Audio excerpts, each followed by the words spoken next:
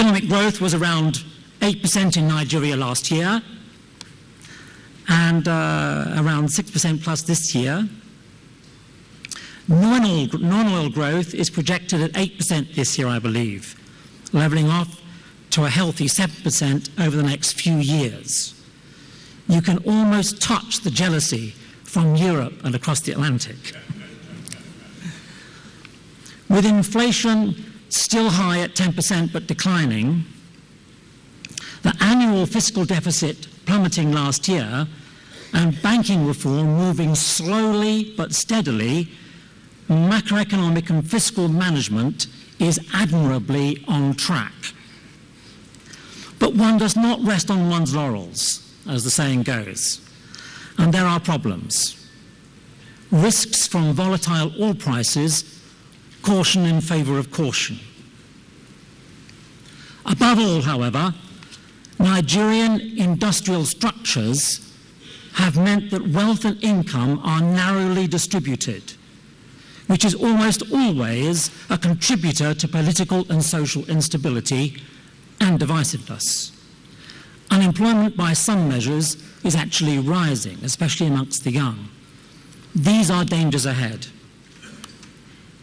Recent political history and Nigerian political structures don't help. 10 years ago, I gave a speech in this room on the subject of investment, competition and regulatory reform, and private sector growth. Not a rare topic in these hallowed buildings. To an extent since then, the deals and the transactions have dominated reforms. The kind of Chinese-style opening up and reliance and competition have received less attention. The result is that the public may not have benefited from liberalisation as much as they should.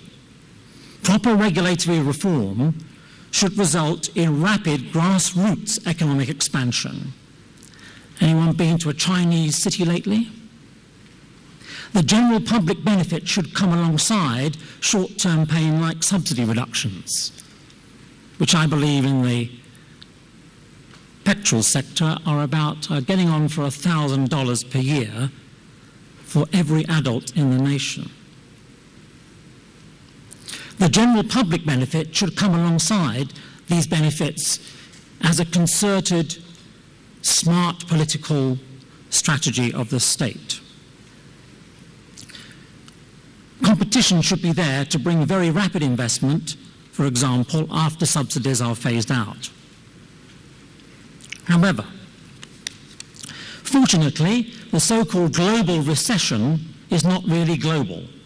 Most of the world is growing fast, and there's a lot of capital to be invested. China, Brazil, Southeast Asia, Turkey, Germany, Australia, and so on. Nigerians hold billions of dollars in overseas funds waiting to be invested back home. There is a lot of capital looking for a home, but Nigeria is not getting its proportional share of non-oil international investment. Neither is it fully benefiting from opportunities for investment in Nigeria's hydrocarbon sector. Higher growth rates are desirable, but better distributed growth is an utter political as well as economic necessity in Nigeria. And it is the path to greater and more pluralistic investment. That is why the new wave of reforms is so critical now. Reforms to industrial structures which see wider distributed growth. Primary among such reforms is what you call deregulation, aimed at broadening and deepening economic participation and ending what some call the culture of exclusion based on rent extraction. Say that first thing in the morning. But what is deregulation, and how did we get to a point where we needed to deregulate? Indeed, can it be done with so many people perceiving potential loss from the reforms? Is deregulation all about removing legitimate protections for the public and reducing wages? Do reformers seek a Wild West, a country of anarchy? The key point is that deregulation is today in Nigeria a key task, but it is not an objective. Higher quality of regulation is the ultimate objective. The economy and the market are games with rules.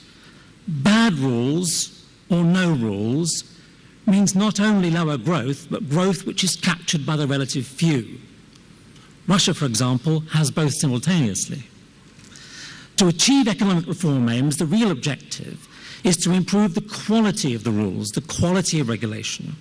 It so happens that one of the problems in Nigeria is that there is too much regulation, hence the prioritization. We hope in the future to regard this as a temporary post-colonial glitch. There are still too many permissions, too many licensing needs, too many decisions made by officials on how many market entrants are allowed to be in a sector. In many sectors and local communities, economic competition is weak. Import licenses in many sectors, coupled with near impossibility of obtaining licenses to produce locally, lead to high prices, lack of choice, and lack of investment. And they lead to a country where 60% plus of the population still experience poverty.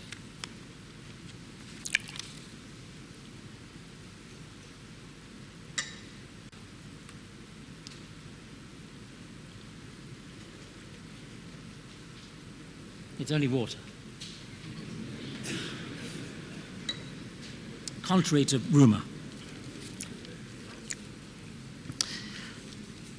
But the quantity of regulation is but one quality attribute. There are others. A second quality attribute is that economic regulation should be equally applied and with administrative discretion narrow or non-existent.